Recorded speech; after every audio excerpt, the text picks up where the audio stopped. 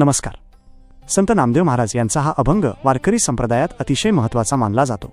या ओळींतून त्यांनी पंढरपूर आणि विठ्ठल भक्तीचे श्रेष्ठत्व अधोरेखित केले आहे.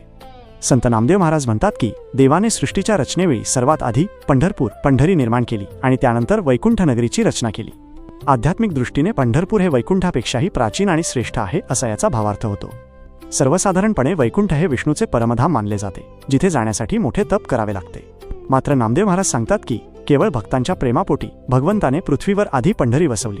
विठ्ठल आपल्या भक्तांसाठी वैकुंठ सोडून पंढरपुरात येऊन उभा राहिला, म्हणून भक्तांसाठी पंढरीच आद्य आहे.